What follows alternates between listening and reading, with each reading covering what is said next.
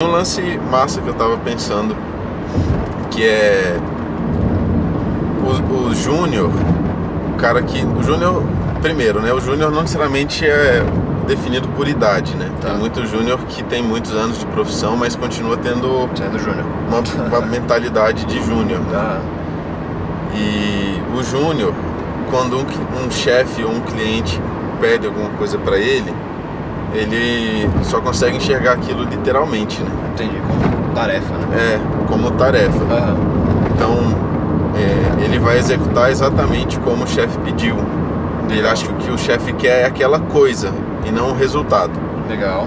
E aí, quanto mais senioridade você vai ganhando, mais experiência, mais mala você vai ficando de entender assim, cara, esse bicho não entende do como fazer, mas ele quer um entende do resultado que final. a gente precisa alcançar, Aham. e eu menos. Aham. Então ele lidera e eu sou liderado, Tá. mas não pela forma, Tá. mas pelo resultado que tem que ser criado. Então você vai desenvolvendo essa capacidade de entender, na verdade, o que o cara quer fazer nascer. Uhum. E você, como especialista, vai pra tua baia e faz do melhor jeito, Uhum. porque você tem capacidade, né? Legal. E aí o que eu vejo da galera reclamando, designer, publicitário, que foram os universos que eu vivi, ilustrador, Tá. é que a galera fica dando pitaco técnico Certo. e não respeita porque a gente estudou, eu que fui para a universidade, eu que entendo disso, etc.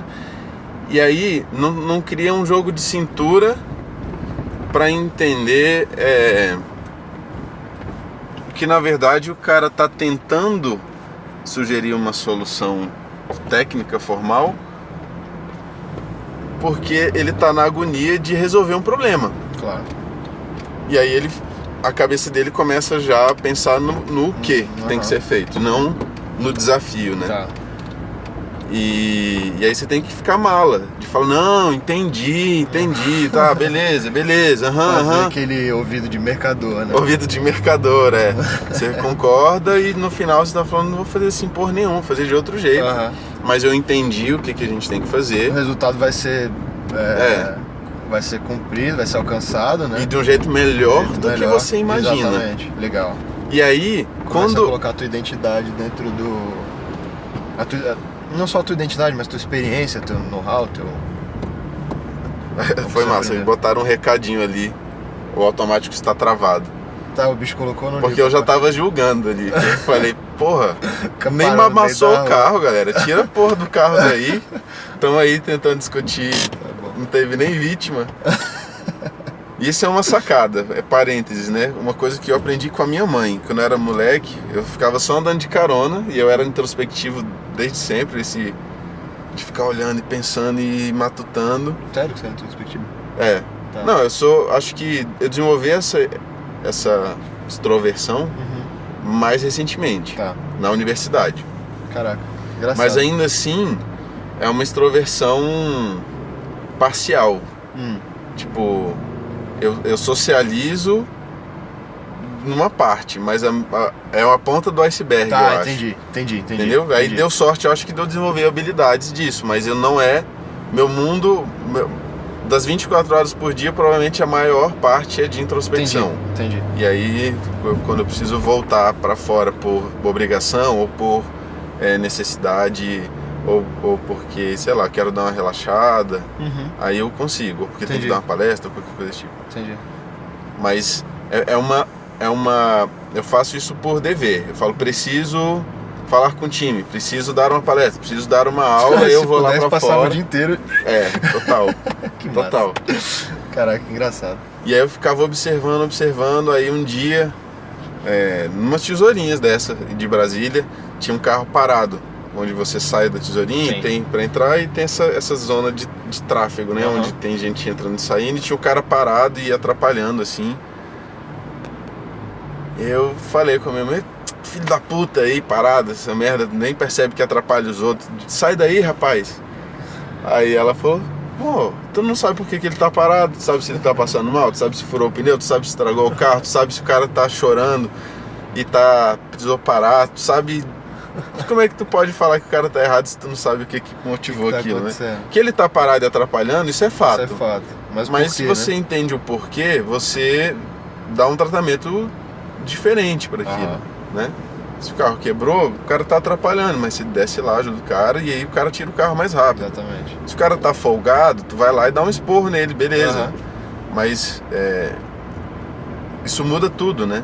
Com certeza. O efeito do carro atrapalhar, ele não muda. Mas a maneira como você vai lidar com a situação muda. Isso acho que conecta um pouco com o que a gente tá falando do Júnior Sênior. Os fatos são os fatos, né? Os fatos são os fatos. O que a gente faz com eles é outra história. E aí o que diferencia um cara menos habilidoso e uma pessoa mais habilidosa em lidar com os fatos da vida é justamente essa inteligência de entender a natureza de cada situação, de conseguir bolar uma resposta adequada para cada situação, e no final ter o resultado que é esperado, independente da motivação do cara estar parado, porque quebrou o carro, porque o cara é folgado mesmo. Todo mundo quer que o carro saia dali o mais rápido possível para atrapalhar menos as pessoas. Então, o cara que vai ficando mala, estrategista, sênior, ele não perde o foco da solução. Tipo, ele vai lá e vai conversar com o cara, mas ele sempre tá assim, no final eu sei que eu estou tentando tirar o carro dali. E aí se eu preciso conversar com jeitinho, às vezes o cara tá fazendo merda mesmo, mas pô, em vez de dar uma bronca no cara, eu vou tipo fingir que eu tô tranquilo, pô, mas aqui dá uma atrapalhada, vamos parar o carro ali, mas ele nunca perde de vista o que ele está tentando realizar. E não do como ele vai fazer. Tipo esse cara que parou o carro. Beitou, tá no meio da pista.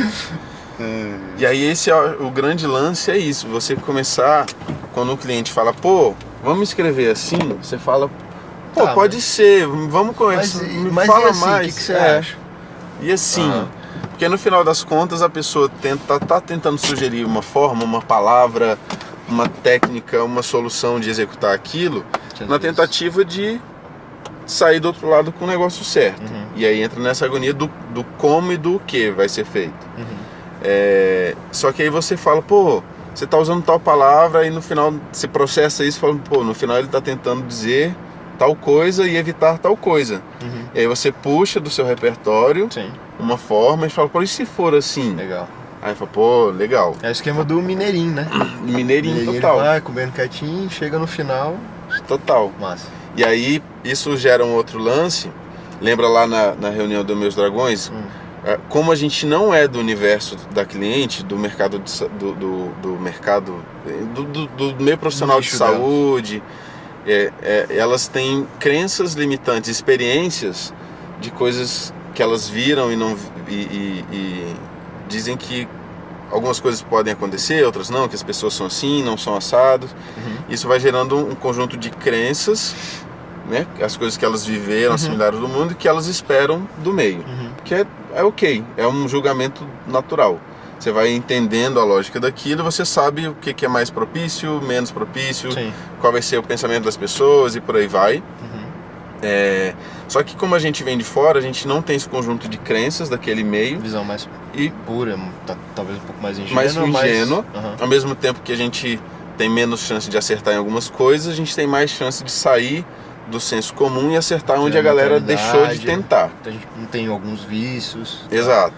Legal. E aí quando a gente propôs alguma coisa de colaboração ou das nossas relações de parceria, ela falou, isso não acontece.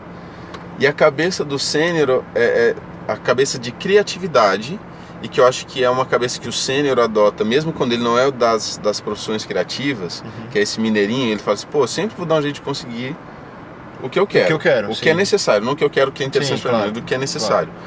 E aí ele fala assim, quando a pessoa fala não dá, ele fala como dá. Que é uma da técnica do sprint.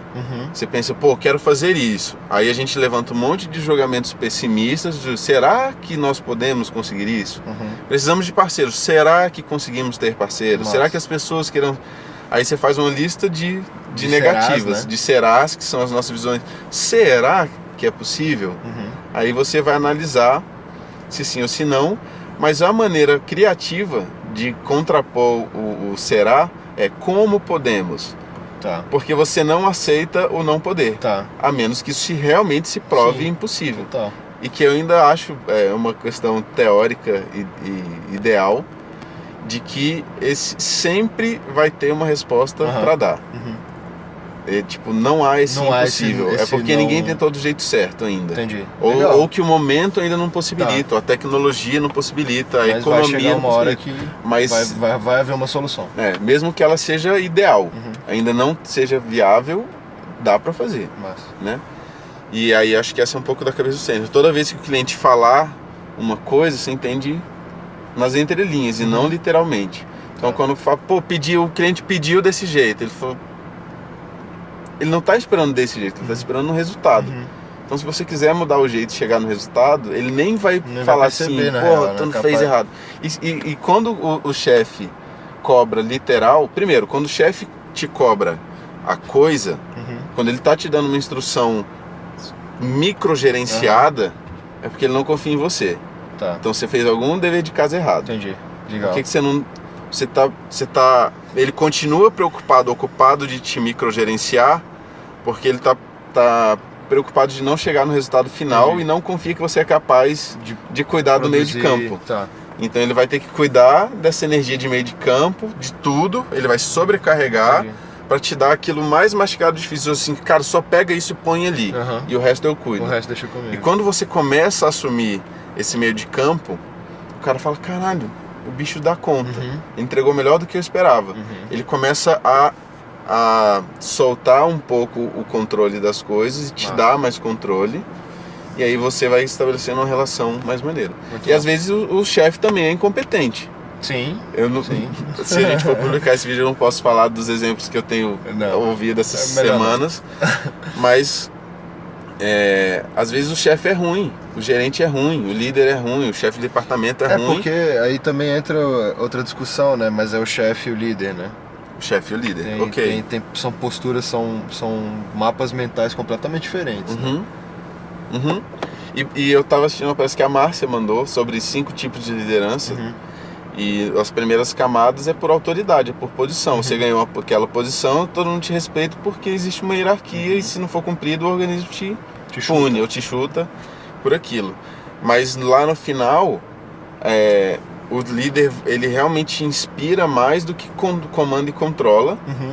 E aí isso significa que não é que ninguém vai fazer o que deveria ser feito, mas o líder deixa de assumir aquilo e ele começa a dar mais visão e autonomia para as pessoas, e as pessoas começam a ativar aquelas potencialidades que estavam latentes, e elas começam a assumir. O objetivo começa a ser alcançado de maneira natural, né? Natural.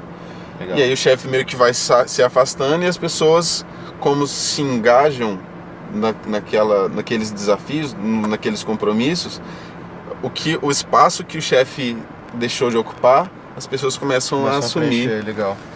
E aí começa a andar muito massa. Legal. E aí teve até uma situação, conversando com essa pessoa, que tem um chefe que eu não posso falar quem é também, nem qual empresa é. Melhor não. Onde o chefe criou uma estrutura, um desafio, montou os times para disputar entre si, etc. E eu falei, fica esperto.